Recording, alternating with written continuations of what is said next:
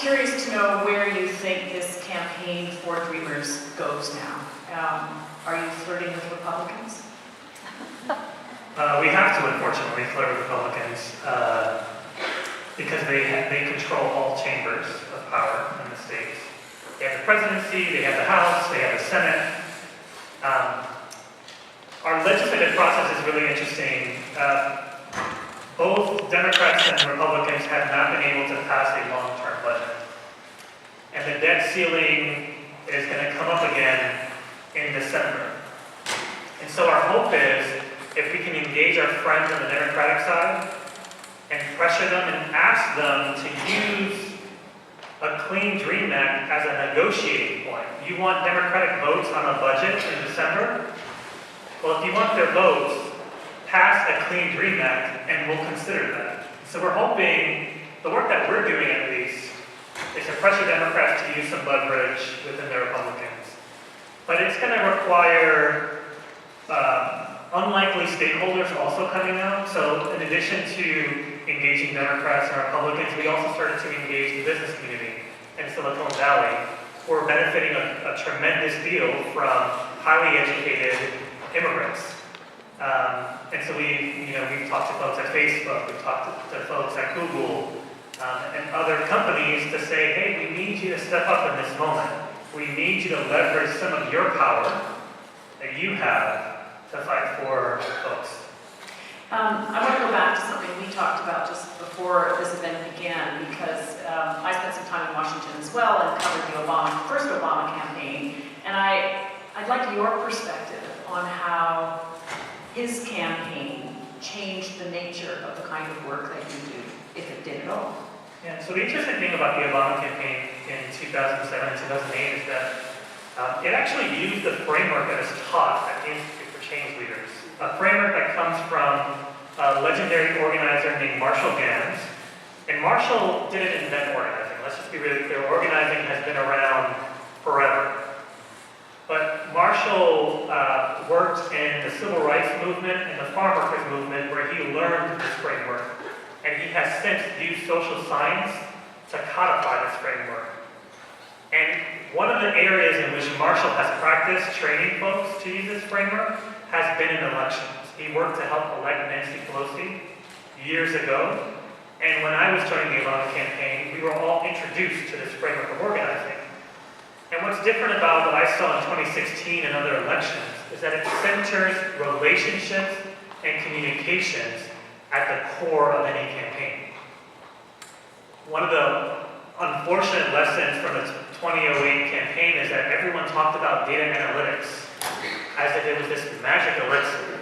If you know who to talk to, then you can win your campaign. You don't have to talk to everybody, just talk to just a specific subset of people. And it missed the story. What we were building a social movement embedded in a political organization that was grounded in relationships. And we also are paying attention to the moment we're in.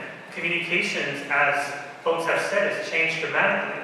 So we also had a strong social and digital component to get to scale, and we used data to efficiently use resources, but it wasn't the center of it. And that's what made this campaign magic. When I left Iowa, after we won the caucuses, which was an amazing feat, the first state the Obama campaign sent me to right afterwards was New Mexico. And they just sent me, I was just a lone staffer going into the state of New Mexico, preparing us for the primary there. And I remember walking to the room thinking, oh, I've got a lot of work to do. But I walked in and there was all this energy just waiting to be organized. All these people waiting to get stuff done. Then all I had to do was train them on the practices and let them unleash their resources to win. It was pretty amazing. I can't help but wonder, as a member of the media, if in fact, because it's built on relationships, and those are sometimes intangible things, they're not easy to measure in a way. I'm wondering if that's one of the reasons why pollsters and the media often miss the story when it comes not only to the outcome of the US election, but when you look at the Brexit vote and other elections that we've seen, if because the nature of organizing has maybe changed, that we're missing the story because of that. I mean, I think that's so right. I mean, also, I will say, and I don't want to discredit the entire industry, the entire consulting class, but pollsters want to make money, and data professionals want to make money, and they need to promote their learnings. And some of their learnings are really good. I'm not here to discredit it, but it is, as a result, you get to miss what's underlying that. And often people think of relationships as mushy and emotional things, but we're human beings. We're made to be in relationship with one another. And if you ground your campaign in that, you'll build a movement. I just have a personal question finally. You've been on a remarkable journey. You started telling us about your own beginnings. How has all of this changed you? Actually, I wasn't always trained in this framework of organizing.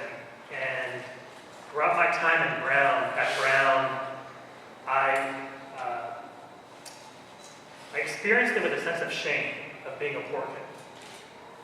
And it wasn't until I attended an organizing training and I got to reflect on my own story, I started changing the way I saw myself.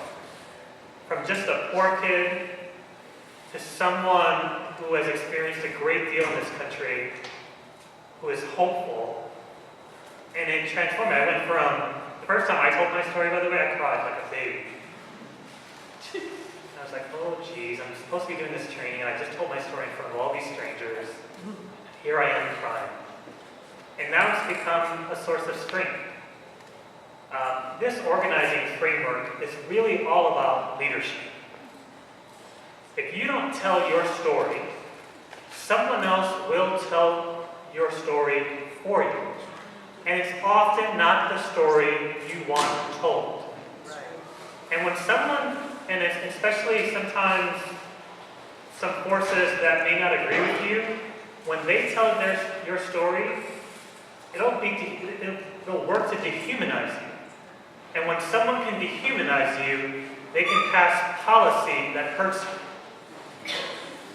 So this framework around telling your story, it sounds simple because we do it every day. We're storytellers, it's natural to us. But learning to do it in a way that communicates what calls you to leadership. What are your shared values? Who is our community? What's the moment we're in now? Right? In addition to storytelling, we also train on strategizing. We strategize every day. How many folks are strategizing about how to get here on time? Right? It's a natural thing that we all do. But how do you learn to use your resources that we all have in community to create the change that you want? You have to learn to strategize together and to dream together. And then how do you build relationships and teams and structures that help you to hold on to the organization you need to push towards that change? I feel so blessed that y'all have the Institute for Change Leaders, and I hope more folks get involved, because now more than ever, we need more movement leaders. We need more change makers. This moment calls on all of us to do it.